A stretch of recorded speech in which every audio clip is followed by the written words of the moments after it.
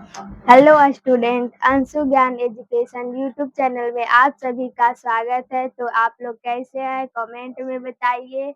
और मुझे आशा है कि आप लोग मन लगाकर पढ़ाई कर रहे होंगे। तो आज हम लोग बिहार बोर्ड 2027 एग्जाम की तैयारी 2027 के लिए कर रहे हैं। हिस्ट्री सब्जेक्ट हम लोग का है, सब्जेक्ट है हिस्ट्री। सब्जेक्ट हिस्ट्री का चैप्टर 3 है हिंद चीन में राष्ट्रवादी आंदोलन। हिंद चीन में राष्ट्रवादी आंदोलन। तो इसके पहले हम लोग 2 चैप्टर का ऑब्जेक्टिव देख चुके हैं और ये हम लोग का तीसरा चैप्टर है। क्या है? तीसरा चैप्टर है ऑब्जेक्टिव क्वेश्चन। ऑब्जेक्टिव क्वेश्चन हम लोग का है, ये क्वेश्चन बैंक से रिलेटेड है। ये सभी क्वेश्चन गेस क्वेश्चन है, यानी पिछले वर्ष में ये क्वेश्चन सभी पूछा हुआ है। तो आज हम लोग हिस्ट्री का ऑब्जेक्टिव क्वेश्चन देखते हैं और ये हम लोग का चैप्टर 3 है। तो चलिए अब हम लोग क्लास को स्टार्ट करते हैं। तब तक आप लोग इस क्लास को लाइक शेयर और सब्सक्राइब सभी कर दीजिए ताकि आपको इसी तरह का हर एक चैप्टर का ऑब्जेक्टिव क्वेश्चन मिलते रहे। तो चलिए अब हम लोग क्लास को स्टार्ट करते हैं। अध्याय मतलब होता है क्या? चैप्टर हम लोग का 3 है हिंद चीन में राष्ट्रवादी आंदोलन। हिंद चीन में राष्ट्र वस्तुनिष्ठ प्रश्न। अंशु ज्ञान एजुकेशन ये हम लोग का चैनल नाम है, अंशु ज्ञान एजुकेशन। तो चलिए अब हम लोग क्वेश्चन की ओर चलते हैं। हम लोग का फर्स्ट तो चलिए अब हम लोग क्वेश्चन की ओर चलते हैं। तो हम लोग का फर्स्ट क्वेश्चन देखिए, अंकोर वाट का मंदिर कहाँ स्थित है? अंकोर वाट का जो मंदिर है वो कहाँ स्थित है? तो ये देखिए, ये क्वेश्चन बहुत इम्पोर्टेंट है, आप लोग इसे याद कीजिए। ये क्वेश्चन आ सकता है बोर्ड एग्जाम में।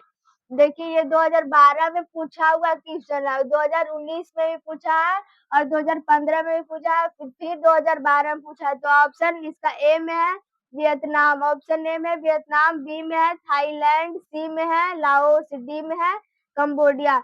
तो अंकोर वाट का मंदिर जो है वो कंबोडिया में स्थित है, तो इसीलिए इसका राइट आंसर हो जाएगा डी। एक नंबर क्वेश्चन का राइट आंसर हो जाएगा डी। तो चलिए अब हम लोग नेक्स्ट क्वेश्चन, दूसरा नंबर क्वेश्चन की ओर चलते हैं। दूसरा नंबर क्वेश्चन हम लोग का है, देखिए, भारत से हिंद चीन पहुंचने वाला प्रथम व्यापारी कौन थे? भारत से जो हिंद चीन पहुंचने वाला व्यापारी थे वो कौन थे? तो ऑप्शन ए में है अंग्रेज, बी में है फ्रांसीसी, सी में है पुर्तगाली, डी में है डच। तो इसका राइट आंसर हो जाएगा पुर्तगाली। भारत से जो हिंद चीन पहुंचने वाला प्रथम व्यापारी थे वो पुर्तगाली थे। तो चलिए अब हम लोग 2 नंबर क्वेश्चन का राइट आंसर हो जाएगा सी। तो चलिए अब हम लोग तीसरा नंबर क्वेश्चन की ओर चलते हैं।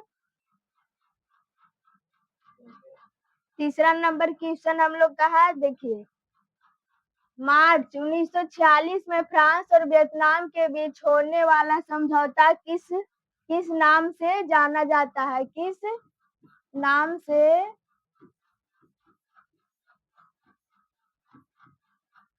जाना जाता है?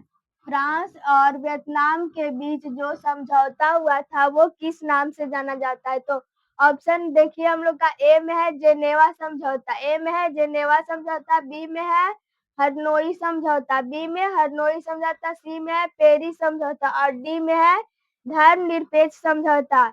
तो इसका राइट आंसर हो जाएगा बी। फ्रांस और वियतनाम के बीच जो समझौता हुआ था उसे हरनोई समझौता बोलते हैं। तो चलिए अब हम लोग चौथे नंबर क्वेश्चन की ओर चलते हैं। तो देखिए हम लोग का चौथा नंबर क्वेश्चन क्या है? अंकोर वाट के मंदिर का निर्माण किस शासक के द्वारा करवाया गया था? अंकोर वाट जो मंदिर का निर्माण करवाया गया था वो किसके शासन काल में हुआ था?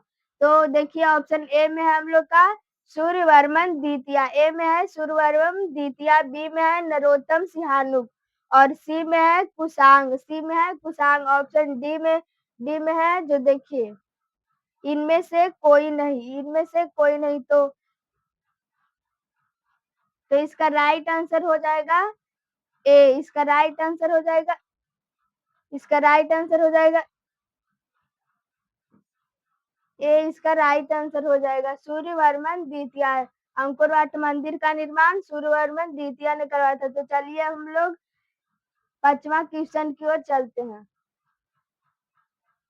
5वां नंबर क्वेश्चन हम लोग का है, हिंद चीन में कोलोन किसे कहा जाता है? हिंद चीन में 3 राज्य आता है। हिंद चीन में देखिए कौन कौन। हिंद चीन का अर्थ होता है, हिंद चीन में लाओस, कंबोडिया और वियतनाम क्षेत्र आता है। हिंद चीन में लाओस, कंबोडिया, वियतनाम क्षेत्र।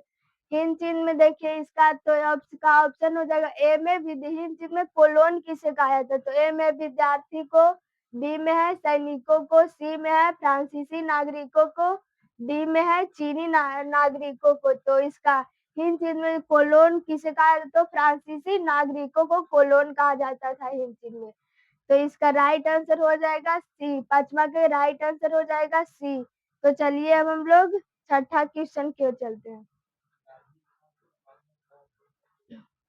तो हम लोग का 6ठा क्वेश्चन है, उत्तरी एवं दक्षिणी वियतनाम का एकीकरण कब हुआ था? उत्तरी एवं दक्षिणी वियतनाम का एकीकरण मतलब उत्तरी एवं दक्षिणी वियतनाम कब अलग हुआ था, अथवा वियतनाम का एकीकरण कब हुआ? इसमें दोनों क्वेश्चन सेम ही है, तो ये दोनों क्वेश्चन पूछ सकता है आपसे, इसका आंसर एक ही होगा।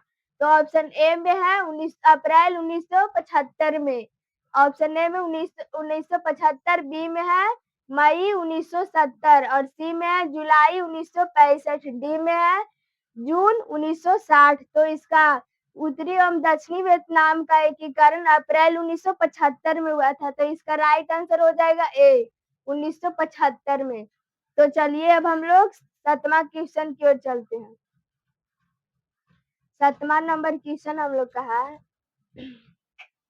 कंबोडिया की राजधानी है, कंबोडिया की राजधानी क्या है? ये देखिए 2022 में क्वेश्चन पूछा हुआ है, 2022 में क्वेश्चन पूछा हुआ है। तो ऑप्शन ए में है हरनोई, ऑप्शन ए में है हरनोई, बी में है नोम प्ने और सी में है बैंकॉक। तो इसका राइट आंसर हो जाएगा कंबोडिया की राजधानी नोम प्ने है। क्या है? नोम प्ने है। तो चलिए अब हम लोग 8 नंबर क्वेश्चन की ओर चलते हैं। 8 नंबर क्वेश्चन हम लोग का है, सिंगापुर कब आजाद हुआ था? सिंगापुर जो शासन किसी के मतलब शासन काल में था, वो कब आजाद हुआ था, उसे कब मुक्ति हुआ था, उसे सब चीज करने का आजादी कब दिया गया था? तो देखिए क्वेश्चन 2022 में पूछा हुआ है। तो ए में है 1955, बी में है 1960, सी में है 1962, डी में है 1965। तो सिंगापुर आजाद 1965 में हुआ था। कब हुआ था? 1965 में हुआ था। तो इसका राइट आंसर हो जाएगा डी। 8 नंबर क्वेश्चन का राइट आंसर हो जाएगा डी। तो चलिए अब हम लोग 9 नंबर क्वेश्चन की ओर चलते हैं। देखिए हम लोग का 9 नंबर क्वेश्चन क्या है, बाओदाई की सरकार कहाँ की थी? बाओदाई की जो सरकार थी वो कहाँ की थी? ए में है उत्तरी वियतनाम, ए में है उत्तरी वियतनाम, बी में है दक्षिणी वियतनाम, सी में है कंबोडिया, डी में है हरनोई। तो इसका बायोदाई की जो सरकार थी वो दक्षिणी वियतनाम की थी, दक्षिणी वियतनाम।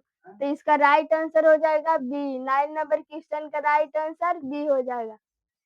तो चलिए अब हम लोग 10वां क्वेश्चन की ओर चलते हैं। देखिए हम लोग का 10वां क्वेश्चन क्या है, निम्न में से क्या पोट्सडम की घोषणा का उद्देश्य क्या था? ये क्वेश्चन 2023 में पूछा हुआ है। तो ऑप्शन नंबर ए में है जापान का आत्मसमर्पण, ऑप्शन ए में है जापान का आत्मसमर्पण, बी में है अमेरिका का आत्मसमर्पण, सी में है वियतनाम की स्वतंत्रता, डी में है जर्मनी का एकीकरण। तो इसका राइट आंसर हो जाएगा ए जापान का आत्मसमर्पण। 10वां नंबर क्वेश्चन का राइट आंसर हो जाएगा ए। तो चल तब तो हम लोग 10वां नंबर क्वेश्चन तक हो गया हम लोग का ऑब्जेक्टिव। अब आप लोग भी इस क्लास को लाइक, शेयर और सब्सक्राइब कर दीजिए। और चलिए हम लोग अगले क्वेश्चन की ओर चलते हैं। हम लोग का अगला क्वेश्चन है, देखिए। टोकन फ्री स्कूल कहाँ स्थापित किया गया? टोकन फ्री जो स्कूल था वो कहाँ स्थापित किया गया? तो ऑप्शन ए में है कंबोडिया में, बी है फ्रांस और सी में है लाओस। और सी में है लाओस, डी में है वियतनाम। तो इसका राइट आंसर हो जाएगा बी। इसका राइट आंसर हो जाएगा बी। टोकन फ्री जो स्कूल था वो फ्रांस में स्थापित करवाया यानी बनवाया गया था। तो चलिए अब हम लोग 12वां क्वेश्चन की ओर चलते हैं। देखते हैं हम लोग का 12वां क्वेश्चन क्या है। देखिए हम लोग का 12वां क्वेश्चन है, दक्षिण वियतनाम में किसकी प्रथम सरकार थी? दक्षिण वियतनाम में जो सरकार थी वो किसकी थी? तो ए में है हो ची मिन, ये गलत ऑप्शन है। बी में है बाओदाई, सी में है नो दिन दियम और डी में है सिहानुक। तो इसका राइट आंसर हो जाएगा बी। दक्षिण वियतनाम में जो सरकार था वो बाओदाई का था। बाओदाई में दक्षिण का सरकार मतलब शासन किया जाता था। तो चलिए अब हम लोग 13वां क्वेश्चन की ओर चलते हैं। हम लोग का 13वां क्वेश्चन है, जो देखिए। दक्षिण वियतनाम में बाओदाई की सरकार निम्न में से किसके समर्थक में थी, मतलब किसके समर्थक में थे? तो देखिए हम लोग का ऑप्शन है चीन। ए में है चीन, बी में है स्पेन, सी में है फ्रांस, डी में है पुर्तगाल। तो ये दक्षिण वियतनाम में जो बाओदाई सरकार के समर्थक में था वो फ्रांस के समर्थक में था। तो इसका 13 नंबर क्वेश्चन का राइट आंसर हो जाएगा सी। तो चलिए अब हम लोग नेक्स्ट क्वेश्चन यानी 14 नंबर क्वेश्चन हम लोग का 14 नंबर क्वेश्चन क्या है, हो ची मिन कहाँ का शासक था? हो ची मिन जो शासक था वो कहाँ के था? तो ए में है उत्तरी वियतनाम, बी में है दक्षिणी वियतनाम, सी में है लाओस और डी में है कंबोडिया। तो हो ची मिन शासक उत्तरी वियतनाम का था। हो ची मिन उत्तरी वियतनाम पे शासक मतलब शासन करता था। तो चलिए अब हम लोग 15 नंबर क्वेश्चन की ओर चलते हैं।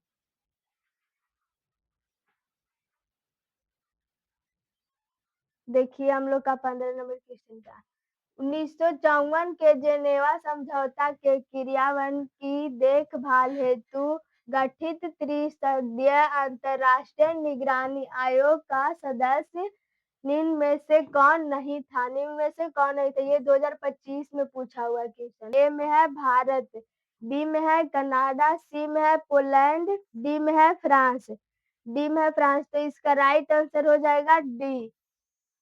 इसका राइट आंसर 15 के राइट आंसर हो जाएगा डी। तो ये हम लोग का क्लास खत्म हुआ। अब 15 ही क्वेश्चन था 3 नंबर चैप्टर में। तो आप लोग इसे जल्द से जल्द देख लीजिए और कंप्लीट कर लीजिए ऑब्जेक्टिव। तब तक के हम लोग अब मिलते हैं अगले क्लास में। Thank you.